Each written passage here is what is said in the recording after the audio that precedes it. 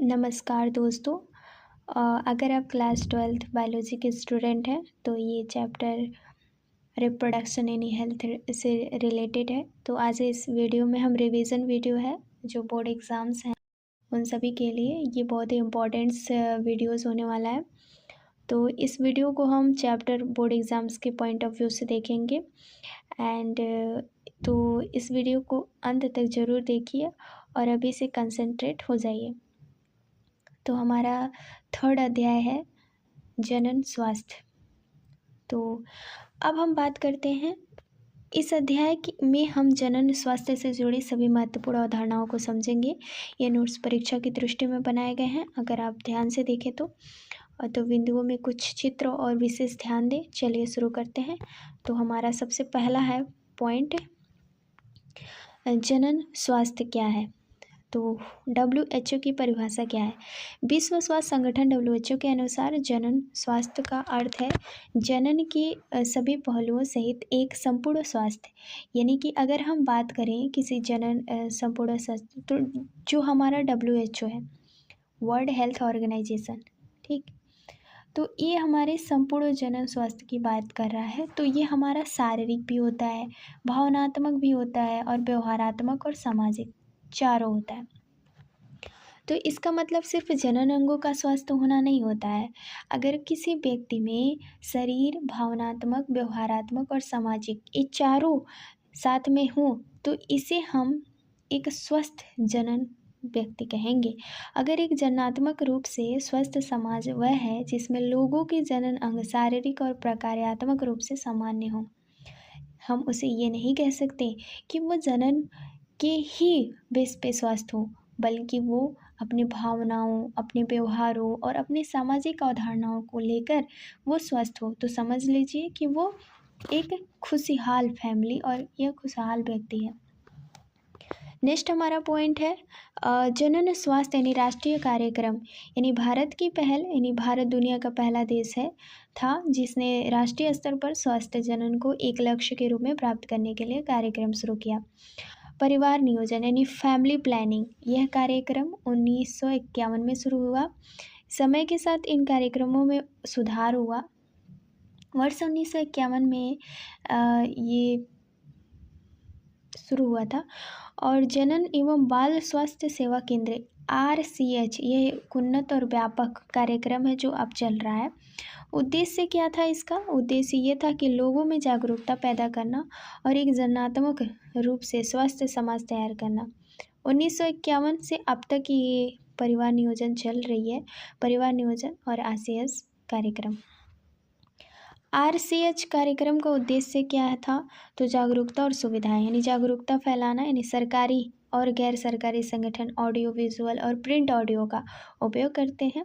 स्कूलों में यौन शिक्षा को बढ़ावा देना, सही जानकारी देना ताकि युवा भ्रांतियों पर विश्वास ना करें, चिकित्सात्मक सुधार और उपलब्ध कराना, संभरता और प्रसव गर्भपात, गर्भनिरोधक और यौन संचारित रोग STIS जैसे समस्याओं के लिए। अब बात करते हैं हम एमाइनोसेंटोसिस पर अवैध प्रतिबंध लगाकर लिंग परीक्षण को रोकना। एमाइनोसेंटोसिस का मुख्य उद्देश्य आनुवंशिक रोगों का पता लगाना है, लिंग परीक्षण का काम ये नहीं करता है, ठीक है।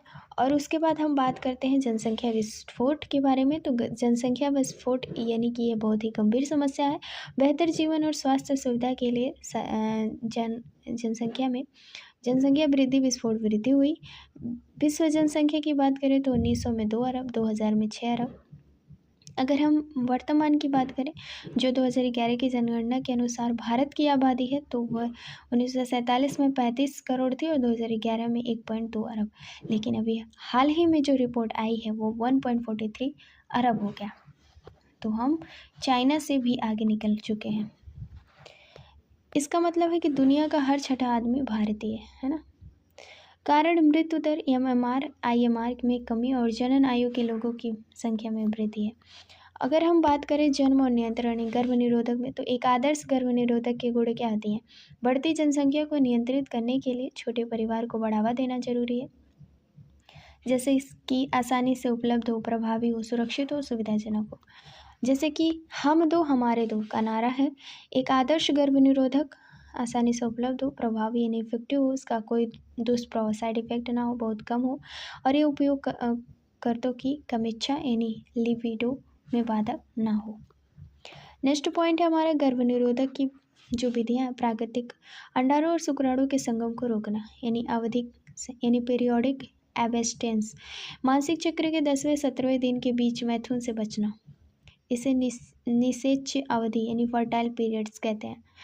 और क्वाइटस इंटरप्टस बाह्य स्खलन, पुरुष साथी वीर्य स्खलन में ठीक पहले योनि से लिंग बाहर निकाल लेता है।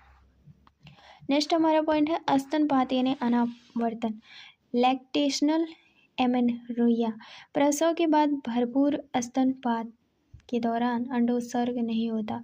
यह विधि प्रसव के बाद अधिकतम 6 महीने तक ही कारगर होता है।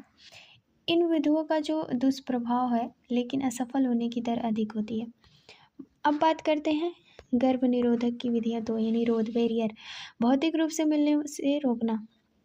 ये साधन शुक्राणु और अंडाणु को भौतिक रूप से मिलने से रोकता है। कंडोम निरोध यानी कि पुरुष और स्त्री दोनों के लिए उपलब्ध है, पतली रबड़ लैक्टेस से बने होते हैं। यह गर्भाशय के साथ साथ एड्स और यौन संचारी रोगों यानी STIs से भी बचाता है। अन्य साधन स्त्रियों के लिए जैसे कि डायफ्राम, गर्भाशय ग्रीवा टोपी यानी cervical cap and vault. Next हमारा पॉइंट है गर्भ निरोधक IUDs यानी अंतः गर्भाशय युक्ति, इंट्रा यूरिन डिवाइस, इन्हें डॉक्टर या नर्स द्वारा योनि मार्ग में गर्भाशय में लगाया जाता है और इसको कॉपर का बना होता है।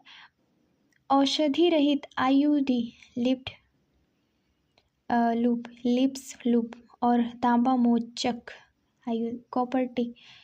कॉपर 7 मल्टीलोड 375, हार्मोन्स मोचक प्रोजेस्टोस LNG20। कार्यविधि क्या है इसका, तो ये शुक्राणुओं की भजकाणु यानी कि फैगोसाइटोसिस बढ़ा देते हैं, शुक्राणुओं की गतिशीलता और निषेचन क्षमता कम कर लेते हैं और गर्भाशय को रोकने के लिए अनुपयुक्त बनते हैं। नेक्स्ट पॉइंट हमारा गोलियां हैं, पिल्स किसी से कहते हैं, मुख्य रूप से लेने का योग्य गर्भ निरोधक है जो प्रोजेस्ट्रॉन या प्रोजेस्ट्रॉन एजेस्ट्रॉन का संयोजन होती है। इन्हें 21 दिनों तक प्रतिदिन लिया जाता है। ये एंडोसर यानी ओवुलेशंस और ओपन इम्प्लिटेशंस को रोकती है। नेक्स्ट पॉइंट है सहेली, भारत में CDRI यानी लखनऊ द्वारा विकसित यह गैर स्टेरॉइड गोली है, हफ्ते में 1 बार ली जाती है और दुष्प्रभाव बहुत कम। CDRI central drugs research institute, ये इसका फुल फॉर्म है।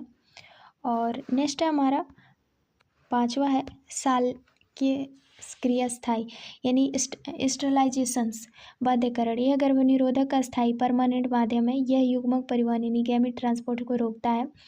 पुरुष नसबंदी यानी वैसेंटोमी, शुक्रवाहक वॉस डिफरेंस के छोटे से भाग को काटकर बांध दिया जाता है।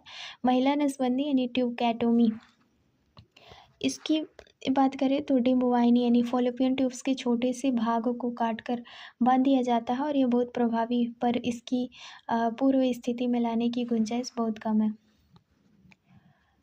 नेक्स्ट पॉइंट है संघर्ता या चिकित्सकीय समापन, MTP यानी मेडिकल टर्मिनेशंस ऑफ प्रेगनेंसी, गर्भाशय में पूर्ण होने से पहले जानबूझकर गर्भ का समापन, इसे प्रेरित गर्भपात इंट्रोड्यूस एब्जॉर्वेशन भी कहते हैं। भारत सरकार ने 1971 में इसे कानूनी स्वीकृति प्रदान की थी। MTP एक्ट 1971 में आया था। और MTP क्यों है, तो अनचाही संघर्ता में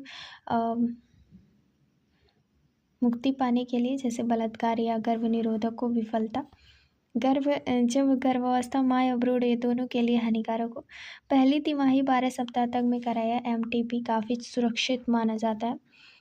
उल्वा वेधन यानी कि एमेनोसिटोसिस, उपयोग और दुरुपयोग क्या है, यह एक जांच प्रक्रिया है जिसमें भ्रूण के चारों ओर स्थित अलवीय द्रव्य एमनाइटिक फ्लूइड का सैंपल लिया जाता है।